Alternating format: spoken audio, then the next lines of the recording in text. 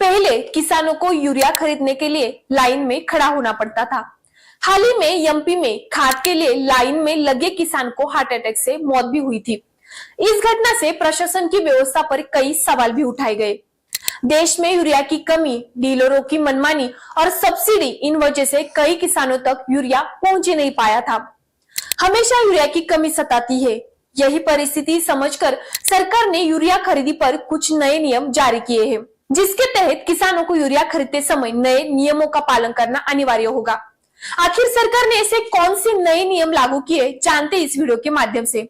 नमस्कार किसान भाइयों, मैं मोनिका पालवी एग्रीको के हिंदी चैनल में आप सभी का स्वागत करती हूँ। देश में यूरिया की कमी, डीलरों की मनमानी और सब्सिडी वाले उर्वरक के डायवर्जन जैसी लगातार उठ रही शिकायतों के बीच केंद्र सरकार अब उर्वरक वितरण प्रणाली में बड़े बदलाव की तैयारी में है। बहुत सालों से यूरिया की कमी की खबरें आती रहती है। किसान दुकान पर लाइन लगाते हैं। कई बार 2 बोरी की जगह 1 ही बोरी मिलती है। कई जगह तो स्टॉक खत्म होने का बोर्ड भी लग जाता है। लेकिन सरकार का कहना है कि असली कमी यूरिया की नहीं है, कमी तो सिस्टम की है, क्योंकि सस्ता यूरिया सब्सिडी पर मिलता है और इसी सब्सिडी की वजह से कई जगह जमाखोरी, ब्लैक मार्केटिंग और अवैध बिक्री होती है। कई गैर कृषि सेक्टर में बेच देते हैं, कोई जरूरत से ज्यादा ले लेते हैं और इस बीच असली किसान परेशान हो जाता है। सरकार ने पाया कि कई किसान अपनी खेत की जरूरत से 2-3 गुना ज्यादा यूरिया उठा लेते हैं। इससे क्या होता है? पहला, असली किसानों तक यूरिया सही मात्रा में नहीं पहुंच पाता।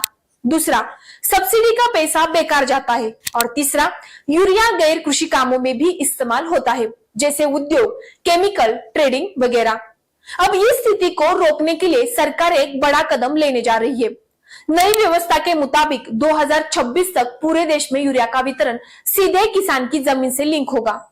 मतलब सरकार के पास हर किसान के जमीन का डेटा है और उसके आधार पर ही तय होगा कि उसे कितनी बोरी यूरिया दिया जाएगा। अगर किसी किसान की खेती 2 एकड़ की है तो उसे सिर्फ उतना ही यूरिया मिलेगा जितना 2 एकड़ के लिए वैज्ञानिक रूप से जरूरी है। किसी की जमीन अगर 10 एकड़ है तो उसे उतनी ही जरूरत के हिसाब से ही यूरिया मिलेगा। अब इस घोषणा का किसानों को क्या फायदा होगा, बताती हूँ।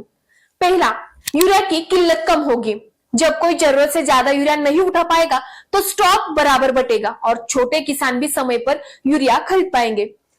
दूसरा, मिट्टी की सेहत सुधारेगी। आज भी कई किसान फसल को जरूरत से ज्यादा यूरिया डाल देते हैं और इससे मिट्टी खराब होती है। नई प्रणाली में किसान को उतना ही यूरिया मिलेगा जितना उसकी फसल को जरूरत है। इससे उत्पादन भी बढ़ेगा और खेती का खर्च भी कम होगा। तो दोस्तों, सरकार का लक्ष्य है कि मार्च 2026 तक ये नई व्यवस्था पूरे देश में लागू कर दी जाए।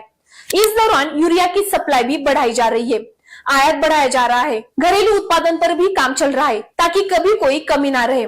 कुल मिलाकर यह बदलाव सिर्फ यूरिया वितरण नहीं बदलने वाला है, देश की खेती, किसानों का खर्च और सब्सिडी का उपयोग, तीनों को नए तरीके से सेट करने वाला है।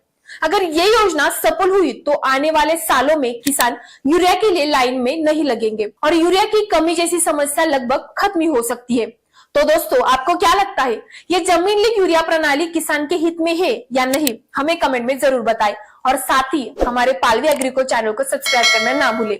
धन्यवाद।